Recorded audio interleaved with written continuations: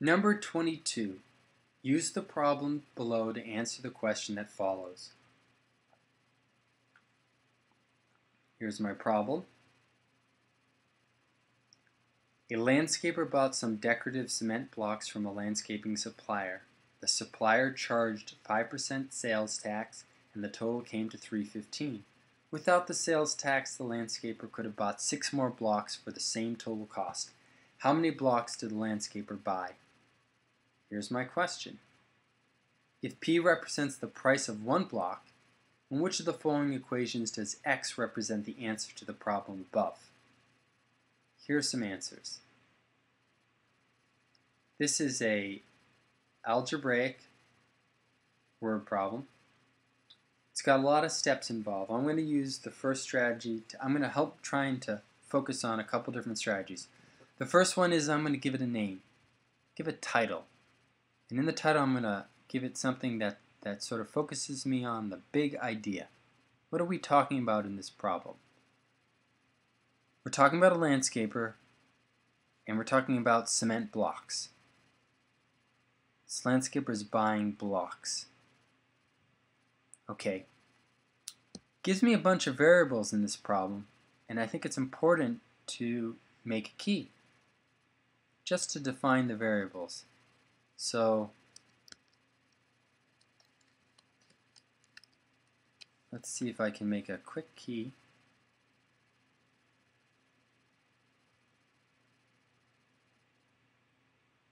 Here's my key. First it tells me P. What does P represent? It is the price of one block. Okay, that's important. What's X? X represents the answer to the problem above. Well, what is it? The answer is how many blocks the landscaper buys, so I guess X is the number of blocks. Alright. And I have here this. That comes from somewhere. What does that represent? And what does this represent? Because you know what? In my answers I see a fork. Let me think about that.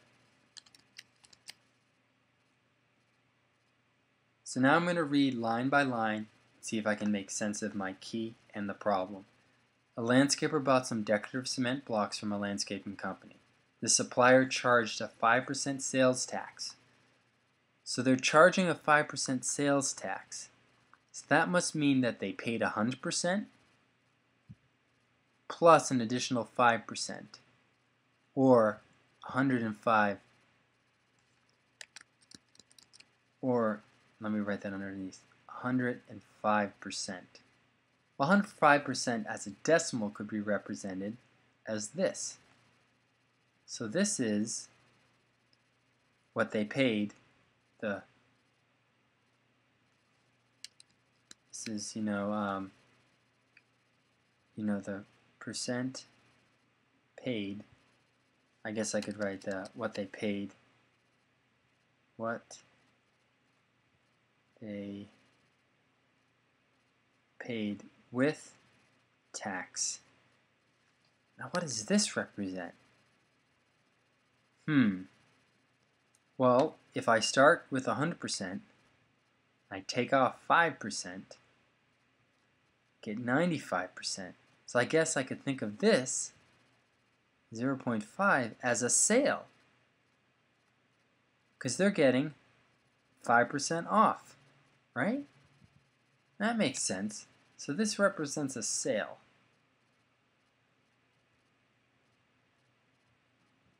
So right away, once I make sense of it, I can eliminate A and D, because our problem doesn't involve a sale.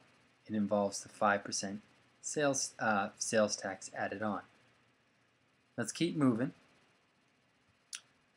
Okay, now I'm going to go line by line and sort of write my problem. The supplier charged a 5% sales tax,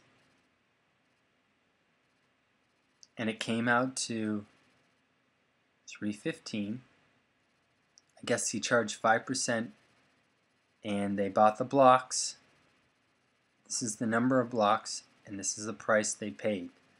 So he bought a certain amount of blocks here.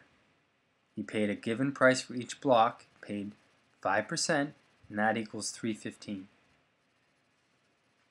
Take a moment and read that over again to yourself.